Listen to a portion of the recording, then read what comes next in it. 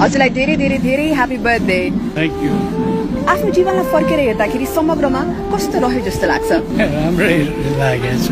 जीवन भनेकै कुरा त्यस्तो, कहिले घाम लाग्छ कहिले पानी पर्छ, जीवनै त्यही हो। फुल पनि हो काँडा पनि हो, त्यसले दुईटै बानी धैर्य साथ जिउनु जान्नु नि जीवन। हजुरबुवाभन्दा पहिले श्रीपेच पहिरिनु भएका तपाईँको जीवन वास्तवमै भन्नुपर्दा शोधकर्ता तथा इतिहासविदहरूको लागि अद्वितीय छ।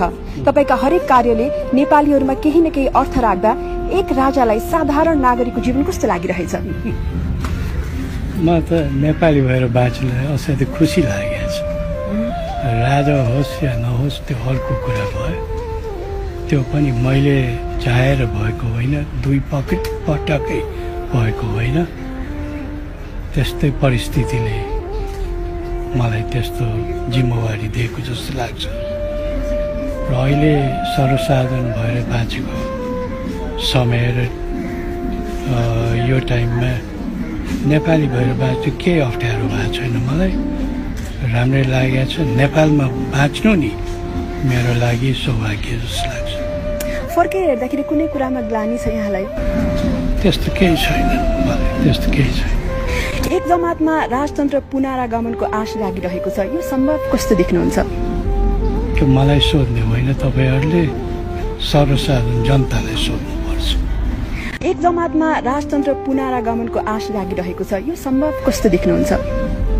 त्यो मलाई सोध्ने होइन, तपाईँहरूले सर्वसाधारण जनतालाई सोध्नुपर्छ। एक जमातमा राजतन्त्र पुनरागमनको आश लागिरहेको छ, यो सम्भव कस्तो देख्नुहुन्छ? त्यो मलाई सोध्ने होइन, तपाईँहरूले सर्वसाधारण जनतालाई सोध्नुपर्छ। मठ मन्दिर घुम्नुहुन्छ, पूजापाठमा पनि सक्रिय देखिनु भएको छ। कस्तो पनि कुरा सुनिएको छ भने हिन्दू धर्ममा राजतन्त्रप्रति आस्था राख्नेहरूलाई आफ्नो अनुकूल रूपमा राख्ने रणनीति भन्नेहरूलाई के भन्नुहुन्छ? मलाई त्यस्तो लाग्दैन। हेर्नुहोस्, धर्म भनेको सबै धर्मको काम के हुन्छ भनेदेखि शान्ति ल्याउनु, शान्ति छाओस् भन्नु र देशमा अमन चयन होस् भनेर नि सबैले एउटा आस्थामा विश्वास गर्छन्। त्यही विश्वासले हामी अगाडि बढ्नुपर्छ, अरू अर्थ लाएर हिँड्नु हुँदैन। सक्रिय राजनीतिमा आउने सम्भावना छ कि छैन?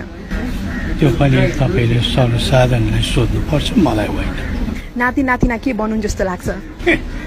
सबभन्दा पहिले नेपाली बनोस् जस्तो लाग्छ।